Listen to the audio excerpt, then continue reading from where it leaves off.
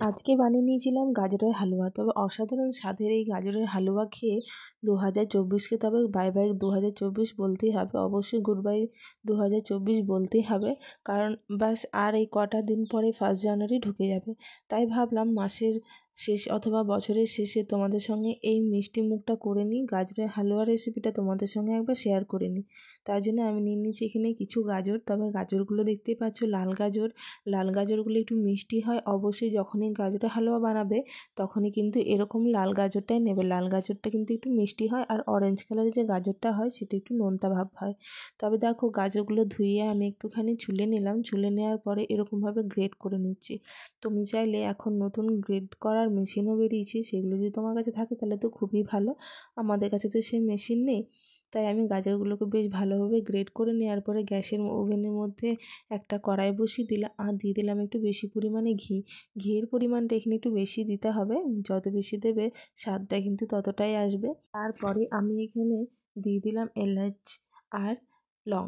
এলাচ দিয়ে দিয়েছি 3-4টে মতো, আর লং দিয়ে দিয়েছি 3-4টে মতো। এগুলো দিয়ে একটুখানি ভাজা হয়ে যাওয়ার পরে গ্রেট করে রাখা গাজরগুলো দিয়ে দিলাম। গাজরগুলো দিয়ে বেশ ভালোভাবে নেড়েচেড়ে ভেজে নিতে হবে। তবে অবশ্যই কম ফ্লেমের মধ্যে ভাজবে। যখন কম ফ্লেমে ভাজবে তখন কিন্তু গাজরটা সেদ্ধ হয়ে যাবে। 1-2বার নেড়েচেড়ে নেওয়ার পরে আমি এখানে ঢাকা লাগিয়ে দিয়েছি। ঢাকাটা খুলে কিছুক্ষণ পরে এরমভাবে নেড়েচেড়ে নিতে হবে, কারণ যদি বেশিক্ষণ রেখে দাও তাহলে কিন্তু গাজরটা সেদ্ধ হওয়ার সাথে সাথে তলে পুড়ে যেতেও পারে। কিছুক্ষণ পর পর এরকমভাবে আমি নেড়েচেড়ে নিচ্ছি। গাজরটাকে একটু কিন্তু তারপরেও দেখে নিতে হবে গাজরটা সেদ্ধ হয়েছে কিনা। এখানে কিন্তু সবে একবার আমি ঢাকা খুলে নেড়ে নিয়েছি। এখানে আমি আরও একবার ঢাকা লাগিয়ে দেবো, যাতে বেশ ভালোভাবে ভাজাও হয়ে যায় আর যাতে বেশ ভালোভাবে সেদ্ধও হয়ে যায়। আবার দেখো একদিকে আমি নিয়ে নিয়েছি কয়েকটা আলমন্ড বাদাম আর কয়েকটা কাজু। এগুলো একটু জল দিয়ে ভিজতে দিয়ে দিলাম। আবারও ঢাকা খুলে আমি নেড়ে নিচ্ছি। এবার কিন্তু দেখে নেবো বেশ ভালোভাবে এটা সেদ্ধ হয়েছে কিনা, আর গাজরে যে কাঁচা সেন্টটা থাকে সেটা বেশ ভালোভাবে চলে গেছে কিনা। এখানে দেখলাম প্রায় বেশ ভালোভাবে ভাজাও হয়ে গেছে। এরপর আমি দিয়ে দিলাম এখানে দুধ। আমি দুধটা ব্যবহার করেছি ফুল ক্রিম মিল্ক। তুমি চাইলে এখানে যেরকম আছে তোমার কাছে সেরকম ব্যবহার করতে পারো, অথবা এখানে তুমি পাউডার দুধটা একটুখানি গরম জলের মধ্যে গুলেও ব্যবহার করতে পারো। ওটাতেও কিন্তু বেশ ভালো স্বাদ আসে। আবারও একবার ঢাকা লাগিয়ে দিলাম যাতে বেশ ভালোভাবে সেদ্ধ হয়ে যায়। আবার এদিকে আলমন্ডের আমি চোখাগুলো ছাড়িয়ে নিচ্ছি। কিছুক্ষণ পর ঢাকাটা খুলে নিলাম, দেখলাম অনেকটাই দুধ এর মধ্যে কম হয়ে এসছে, আর গাজরটা বেশ ভালোভাবে সেদ্ধ হয়ে গেছে।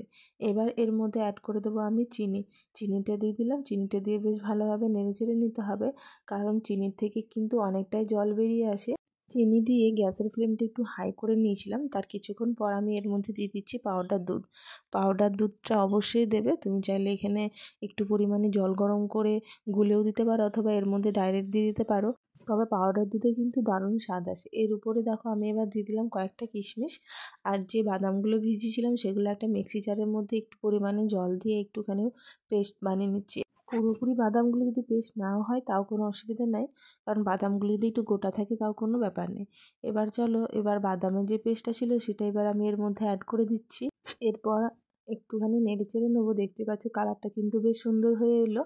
এবার কিন্তু পুরোপুরি তৈরি। এবার আমি গ্যাসের ফ্লেমটা অফ করে দিয়েছি। এর উপর থেকে দিয়ে দিচ্ছি 1 চামচ মতো ঘি। ঘিটা দিয়ে বেশ ভালোভাবে নেড়েচেড়ে নিলাম। তবে তোমরা যদি এরকম খেতে চাও তাহলে অবশ্যই এরকম রেসিপি একটা ফলো করে বানিয়ে নেবে। আর যদি তোমাদের ভালো লেগে থাকে তাহলে একটা